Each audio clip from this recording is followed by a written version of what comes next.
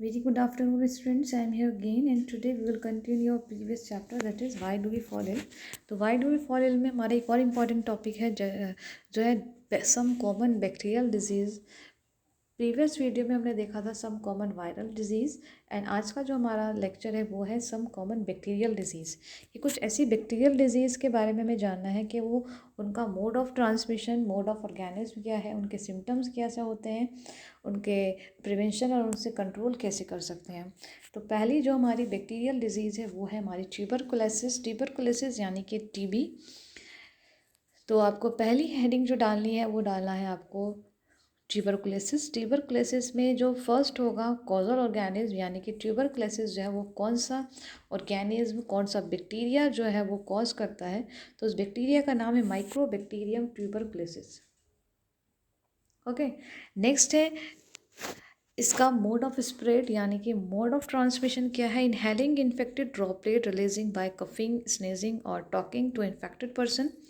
के जो infected person की ड्रॉपलेट्स हैं, चाहे वो कफिंग के थ्रू बाहर आई हो, स्नेजिंग से, या फिर टॉकिंग टू इन्फेक्टेड पर्सन के थ्रू अगर ड्रॉपलेट उसकी इन्फेक्टेड पर्सन की आपके अंदर जाती हैं, इनहेल करते हैं आप, तो आपको जो ट्यूबरकुलोसिस यानी कि जो माइकोबैक्टीरियम ट्यूबरकुलोसिस बैक्टीरिया है वो आपकी बॉडी में डेफिनेटली जाएगा. देन अगर बॉडी में ट्यूबरकुलोसिस होता है, माइकोबैक्टीरियम ट्यूबरकुलोसिस होता है, तो उसमें क्या सिम्टम्स होते हैं. तो पहला सिम्टम है loss of appetite and weight. Loss of appetite का मतलब होता है भूख ना लगना होगा, भूख नहीं लगेगी आपकी, तो आपका जो रेंडमली वेट जो है वो लॉस होने लगेगा. Lungs TB it include continuous fever, persisting cough and blood stains, sputum, chest pain, breathlessness आएगी आपको, और आपके जो परसिस्टेंट कफ होगा, ब्लड स्टेन होगा, आपको खांसी के साथ में ब्लड आएगा, और include continuous fever, continuously fever रहेगा. ये कुछ सिम्टम्स है जो कॉमन सिम्टम्स होते हैं ट्यूबरकुलोसिस में. लिम्फ टीबी ग्लैंड, अगर टीबी आपके लंग्स में है तो आपको ये सिम्टम्स मिलेंगे. अगर टीबी लिम्फ्स में होती हैं तो it include swelling, secretion through skin, prolongate long low grade fever rise in afternoon. दोपहर के समय आपको बहुत ज़्यादा फीवर होने लगेगा और स्वेलिंग होगी. ये कुछ सिम्टम्स जो हैं आपको देखने को मिलते हैं. प्रिवेंशन एंड कंट्रोल, प्रिवेंशन कैसे करेंगे ट्यूबरकुलोसिस से. Avoid over crowded areas, isolation of patient, covering mouth while coughing. सबसे पहले अगर आपको कफ, नॉर्मल कफ भी है, आपको कॉमन कोल्ड हुआ है, तो भी आपको अपने आप को क्या करना है, आइसोलेट करना होता है. देन अपने माउथ को कवर करना होता है ताकि आपका जो कफिंग की वजह से या स्नेजिंग की वजह से या टॉकिंग की वजह से किसी भी एनीवेज आपका जो बैक्टीरिया है या आपका जो वायरस है आपकी बॉडी में वो दूसरे को ना लगे, क्योंकि हम लोग इन्फेक्शियस डिजीज़ पढ़ रहे हैं जो ट्रांसमिट होने वाली है, ट्रेवल करती है from one person to another person. तो अगर ये सब हम लोग पढ़ रहे हैं, और तो हमारा सबसे इम्पॉर्टेंट हमारा जो सबसे इम्पॉर्टेंट बात जो है, हमें क्या करना है, हमारी जो मोरल ड्यूटी में आता है वो कि अगर हम इन्फेक्टेड हैं तो हम ज़्यादा से ज़्यादा अपने आप को जो है वो आइसोलेट करें, और इन्फेक्टेड होने की वजह से हम अनदर जो है, जो हमारे नॉन इन्फेक्टेड पर्सन हैं, उनसे हम डिस्टेंस मेंटेन करें. Maintain good hygiene and sanitary condition. Immunization with BCG for prevention. इसका जो ट्यूबरकुलोसिस है यानी कि जो टीबी होता है उसमें जो वैक्सीनेशन होता है उसे हम बोलते हैं BCG का टीका. और ADT कुछ एंटी ट्यूबुलर थेरेपी होती हैं जो इसको कंट्रोल करती हैं ट्यूबरकुलोसिस को. तो पहला जो डिजीज़ है हमारा बैक्टीरियल डिजीज़ में वो ट्यूबरकुलोसिस है. इसका कॉजल ऑर्गेनिज्म हमारा mycobacterium tuberculosis.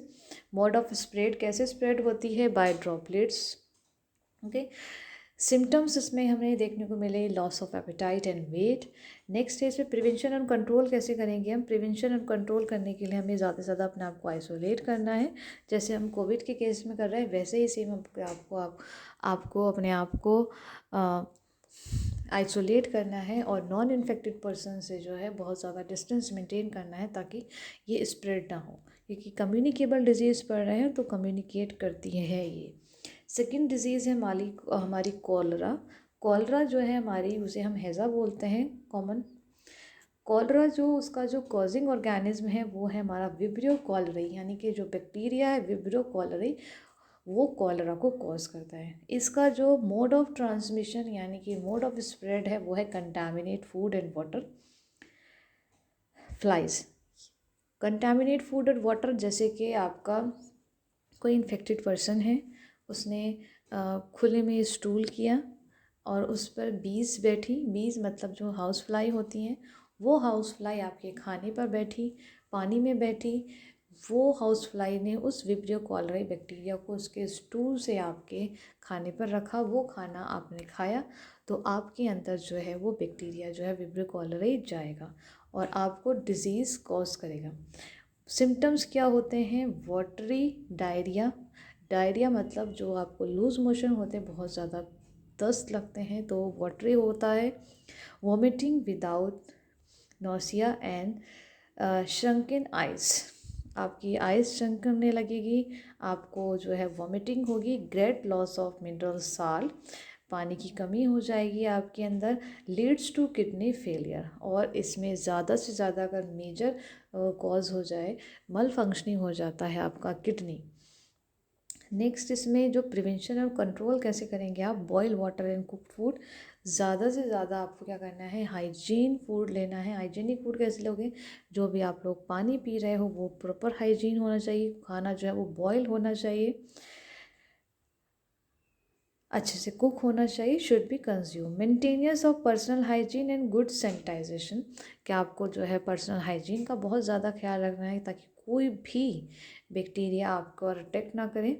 Immunisation by quality vaccine ORS, जो इम्यूनाइजेशन होता है ORS का, यानी कि जब कॉलरा लग जाता है, बहुत बार आपको वाटरी डायरिया होता है, तो डॉक्टर्स रिकमेंड करते हैं हमें ORS के लिए। ORS जो हमारा ओरल रिहाइड्रेशन सॉल्यूशन होता है, ताकि आपकी बॉडी में जो है पानी का मेंटेनेंस बना रहे। Control dehydration, antibiotics, tetracycline kills bacteria. ये कुछ यूज़ हैं जिसकी वजह से हम क्या कर सकते हैं? कॉलरा को प्रिवेंट कर सकते हैं इससे, एंड इसको कंट्रोल कर सकते हैं। नेक्स्ट हमारी डिज़ीज़ है टाइफाइड, जो बहुत ज़्यादा कॉमन डिज़ीज़ होती है टाइफाइड। टाइफाइड का जो बैक्टीरिया है उसे हम बोलते हैं सल्मोनेला टाइफी, और इसका जो टेस्ट होता है उसे हम बोलते हैं Widal test. Mode of spread यानी कि मोड ऑफ ट्रांसमिशन जो है वो है हमारा bye injection of water, food water contaminate with facial matter with house fly etcetera. इसमें भी यही है कि अगर आप कंटेमिनेट फूड और वाटर को इनटेक करते हैं तो आपके अंदर जो सल्मोनेला टाइफी है वो आपके अंदर आएगा और आपको टाइफाइड जो है वो कॉज करेगा। कि आपका बाहर का खाना, अनहाइजेनिक फूड, अनहाइजेनिक वाटर, ये सब लेने की वजह से भी आप कंटिन्यूसली अपने डाइट में इंक्लूड करते हैं तो भी आपको टाइफाइड होने के चांस बहुत ज़्यादा होते हैं। सिम्टम्स इसमें हेडेक होगा, फीवर होगा, rise the afternoon and keeps increase for 7 to 8 days। इसमें जो आपका फीवर होगा वो राइज करेगा आफ्टरनून में 7 to 8 days के लिए। High fever in second week, gradually decline during 3rd to 4th week. इसमें आपको डिक्लाइन भी मिलती है 3 से 4 हफ्ते में। और इसमें सबसे इम्पॉर्टेंट क्या होता है? जो हमारी स्मॉल इंटेस्टाइन होती हैं, जो हमारी डाइजेशन में जो कंप्लीट डाइजेशन करती हैं, वहाँ पर आपको छोटे छोटे स्मॉल जो है वहाँ पे दाने आने लगते हैं। और इसमें प्रिवेंशन और कंट्रोल कैसे करते हैं? Proper sanitisation and disposal of facial matter. TAB vaccination, इसकी में भी वैक्सीनेशन जो है वो टाइफाइड की TAB वैक्सीनेशन होती है। टाइफाइड ओरल वैक्सीन लगते हैं। क्लोरोमाइसिटीन ड्रग्स क्योर्स टाइफाइड, जो क्लोरोमाइसिटीन ड्रग्स होती है वो क्योर करती है हमें टाइफाइड से। और सबसे इम्पॉर्टेंट बात ये कि जब हमारी स्मॉल इंटेस्टाइन पर छोटे छोटे दाने दिखने लगते हैं, तो कुछ दाने छोटे मोटे आने लगते हैं, तो डॉक्टर्स रिकमेंड करते हैं आपको कि आप इसमें सॉलिड मटेरियल ना लें। सॉलिड फूड जो आप लोगे तो वो वहाँ से उसको उसमें ईचिंग होगी, उसे रैप्चर करेगा। तो इस वजह से लिक्विड के लिए ज़्यादा रिकमेंड करते हैं कि आपको सिर्फ और सिर्फ लिक्विड ही लेना है जब आपको टाइफाइड होता है। नेक्स्ट है diarrhoea, mainly bacteria such as Chelidia coli, Shigella, Salmonella, etc., and some also caused by viruses, rotavirus, enterovirus, protozoans, and amoeba.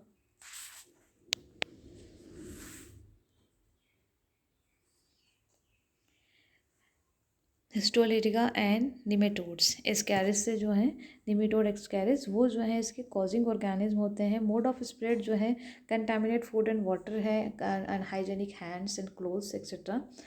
इसमें जो सिम्टम्स मिलेंगे वो फ्रीक्वेंट लूज मोशन होगी, वॉमिटिंग होगा, वेट लॉस, एब्डोमिनल क्रैम्प्स आएंगे and dehydration.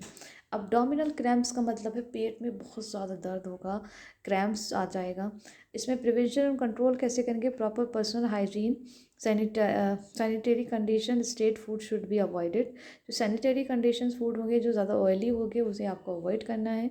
इसमें भी doctor recommend करते हैं आपको ORS के लिए, क्योंकि ORS जो है वो हमारे डिहाइड्रेशन को मेंटेन करता है कि आपका जो वाटर का बैलेंस है बॉडी में वो उसे मेंटेन करेगा और आपको डिहाइड्रेशन नहीं होगा।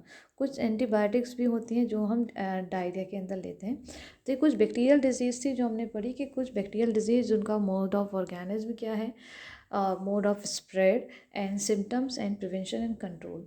नेक्स्ट वीडियो में हम देखेंगे disease caused by protozoans and fungus. Till then revise it, we will meet in next video.